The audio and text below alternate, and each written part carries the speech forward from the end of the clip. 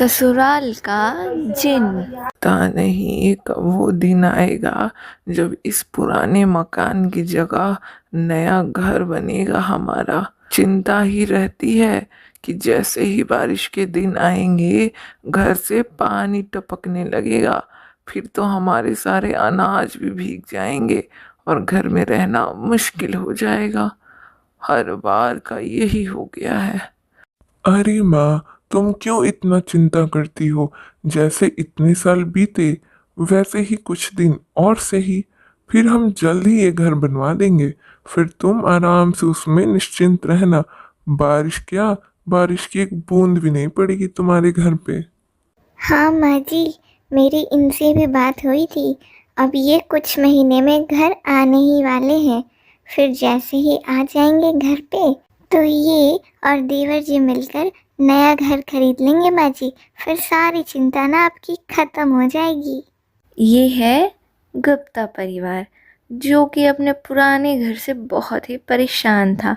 लेकिन इनका बड़ा बेटा विदेश गया हुआ है और उसका इंतज़ार हो रहा होता है कि कब वो आए और दोनों भाई मिलकर नया घर बनवाए। और फाइनली 2 महीने बाद सुषमा का पति रमेश विदेश से घर आता है और दोनों भाई मिलकर एक नया घर खरीदते हैं। क्यों माँ, अभी तो खुश हो ना। देखो, इतने साल की मेहनत आज रंग लाई है और आज हम अपने नए घर में बैठे हैं। सारी पूजा सब कुछ बहुत ही अच्छे से हो गया माँ। अभी तो खुश हो ना तुम। अब तुम्हें बारिश की चिंता करने की भी कोई जरूरत नहीं है माँ। हाँ बेटा, आखिरकार मेरा बुढ़ापा अब अच्छे से बीतेगा। जो काम मैं और तुम्हारे बाबा नहीं कर पाए वो आज तुम दोनों ने कर दिया। काश वो भी होते तो तुम दोनों की ये तरक्की अपनी आंखों से देख के बहुत ही खुश होते बेटा। वैसे ये घर है बहुत अच्छा, इसका हॉल सब कुछ कितना नया है, कितना बढ़िया है। तुम्हें पसंद आया ना माँ? ये सुनकर तो दिल खुश हो गया, क्योंकि मेरे को और भैया को तो हमेशा चिंता रहती थी कि पता नहीं माँ को पसंद आएगा कि नहीं, क्योंकि इस ज़माने में तो सब कुछ मॉडर्न ही होता है। लेकिन तुमको पसंद आ गया माँ। और आज फाइनली हम कह सकते हैं कि हाँ, हमारा भी घर है, इतना बढ़िया वो भी। मैं तो बहुत खुश हूँ। अगली सुबह सुषमा जाती है किचन में, लेकिन इस बात से अनजान कि किचन में उसके साथ कुछ चौंका देने वाली घटना होने वाली है। नए घर की खुशी में आज तो मैं सबके लिए कुछ मीठा बनाऊंगी। चलो देखते हैं अब ये कढ़ाई कहाँ है। कढ़ाई कढ़ाई मैंने तो यही रखी थी, यहाँ नहीं है। शायद फ्रिज के पास होगी, वहाँ देखती हूँ। पर जैसे ही सुषमा फ्रिज के पास वाले रेक पे जाती है, वहाँ उसको तो कढ़ाई दिखता ही नहीं। अरे, वहाँ टेबल पे भी नहीं है, इधर इस रेक पे भी नहीं है। फिर कढ़ाई गई कहाँ?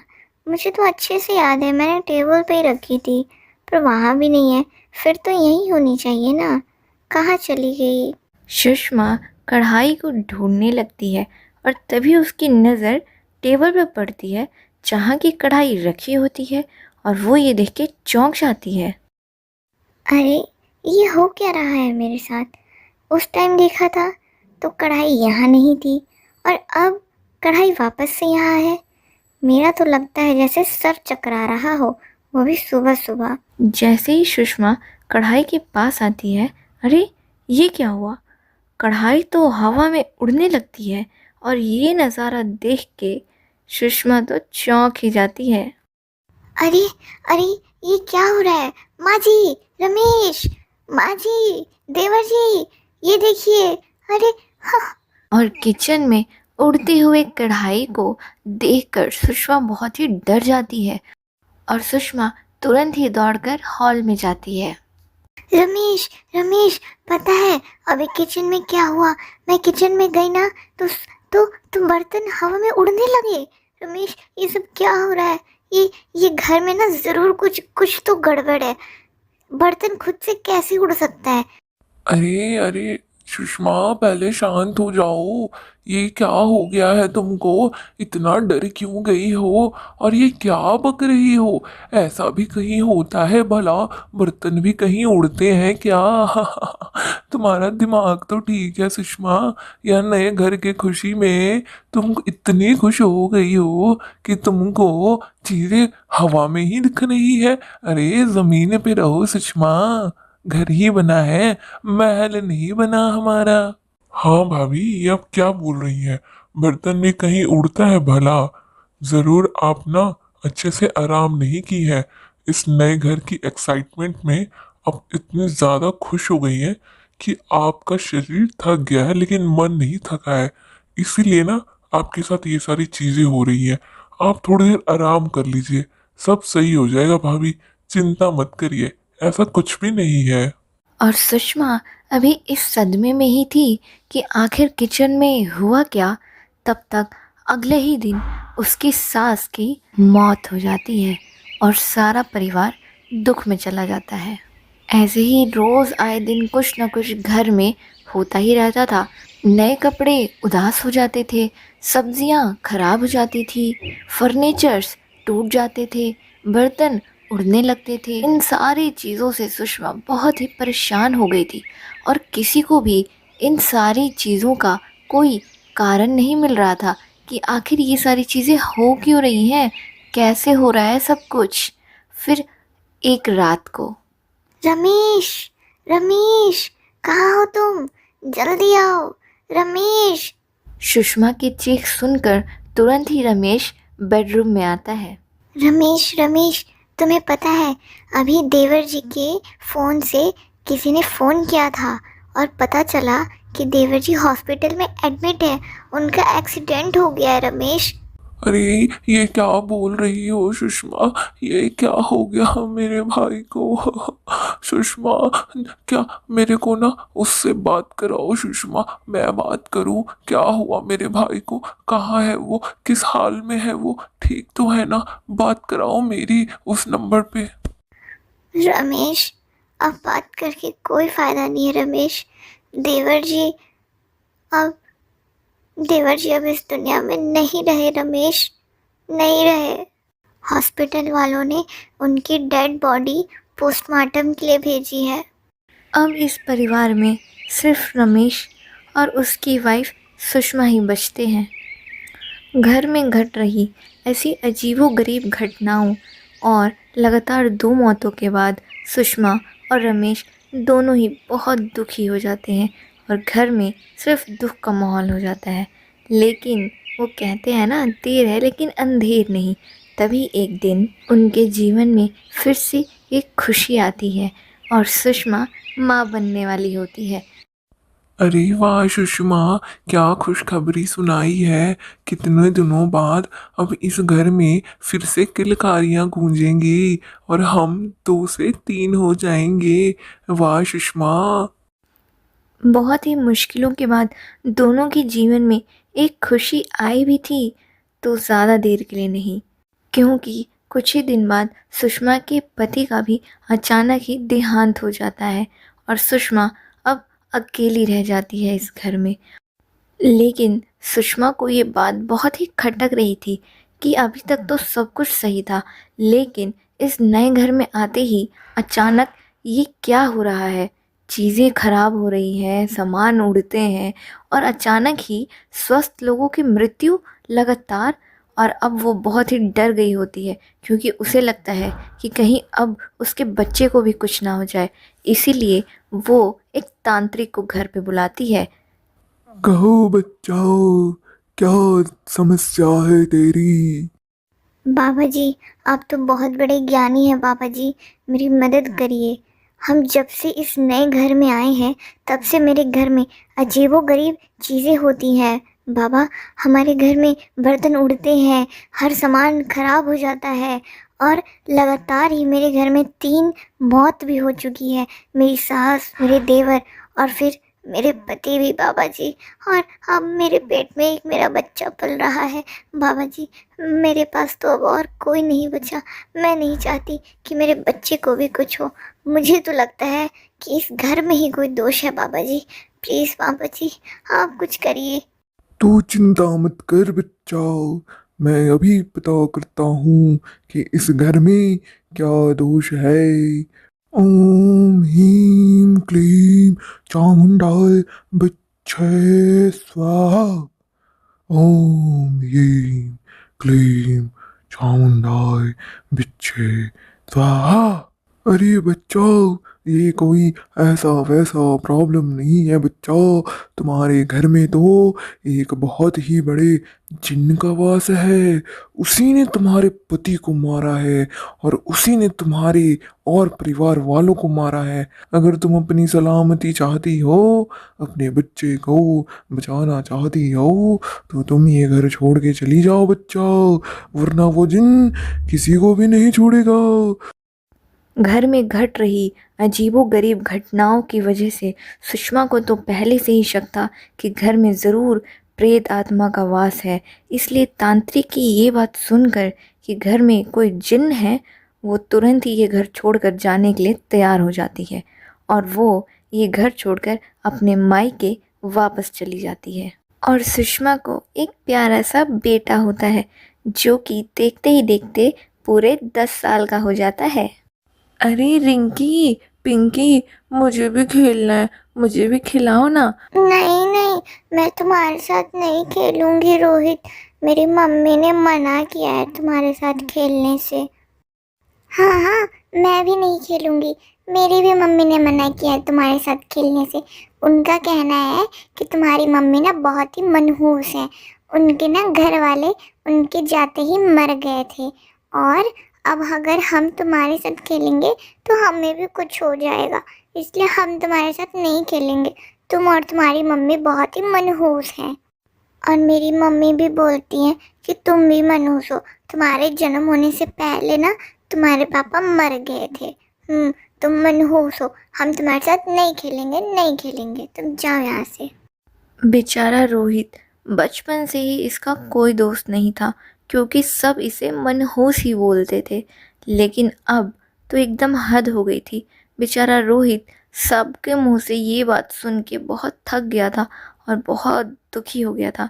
वो दौड़कर अपनी माँ के पास जाता है और बोलता है, माँ माँ, आज तो तुम्हें बताना ही होगा माँ। मैं तुमसे हमेशा पूछता हूँ पर तुम मुझे कभी भी नहीं बताती हो, और मेरे सारे दोस्त मुझे चिढ़ाते हैं। सब बोलते हैं कि मैं मनहूस हूँ। तुम मुझे बताओ ना माँ, पापा कैसे मरे थे माँ। अरे बेटा, तू उन सब की बातें क्यों मानता है? वो सब तो बुद्धू हैं, बच्चे हैं, उन्हें क्या पता। पर तुम तो समझदार हो ना बेटा। नहीं माँ, तुम हर बार की तरह मेरी बात टालो मत। आज तो तुम्हें बताना ही होगा कि पापा कैसे मरे थे माँ। रोहित के आंसू देखकर और उसके जिद देखकर सुषमा को सब कुछ सच बताना ही पड़ता है। आखिर वो कब तक ये सब छुपा के रख सकती थी उससे। बेटा, हमारे उस घर में ना एक बहुत ही बुरा जिन रहता है, और उसने ही तुम्हारी दादी, तुम्हारे चाचा और तुम्हारे पापा को भी मारा बेटा। और अगर हम यहाँ नहीं आते ना नाना के यहाँ, तो तुम्हें भी मार देता। इसीलिए हम सब उस घर को छोड़कर यहाँ आ गए। रोहित को ये सारी बातें सुनकर उस जिन पे बहुत ही गुस्सा आता है और अपनी माँ को खेलने का बोलकर रोहित अपने उस घर के लिए रवाना हो जाता है। हमारा इतना अच्छा घर है, मुझे तो पता ही नहीं था। सिर्फ इस जिन की वजह से हमें अपना घर छोड़कर नानू के यहाँ रहना पड़ रहा है। और इस जिन ने मेरी दादी को मारा था ना, मेरे घर वालों को मारा, मेरे पापा को मारा। इसको तो मैं नहीं छोड़ूंगा। आ जाओ जिन, कहाँ हो तुम। तभी कुछ देर बाद वहाँ जिन आता है। हा हा हाउ। अरे, ये इंसानी खुशबू कैसी है? मेरे रहते इस घर में इंसान आया? कौन है? बाहर निकलो। कौन है दुष्ट जो मेरे घर में आया? सामने आओ, वरना मैं तुम्हें भस्म कर दूंगा। तभी रोहित जिन के सामने आ जाता है। इधर उधर क्या ढूंढ रहे हो जिन?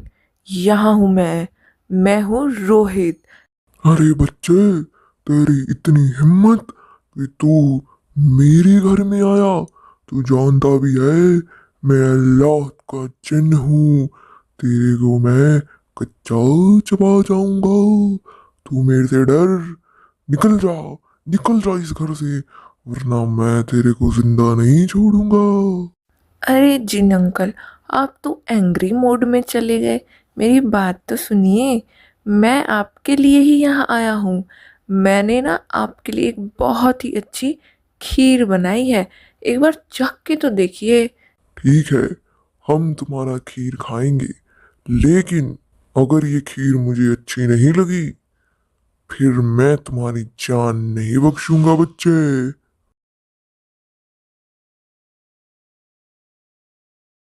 वाह बच्चे, हम खुश हुए। तुमने क्या कमाल की खीर बनाई है। तुमने तो जिन का दिल खुश कर दिया।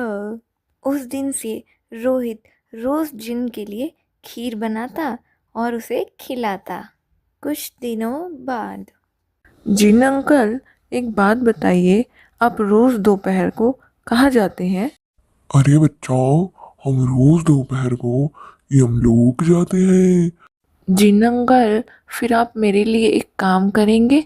आप जब यमलोक जाएंगे तो आप यमराज जी से पूछिएगा कि मेरी उम्र कितनी है, मैं कितने दिन जीने वाला हूँ।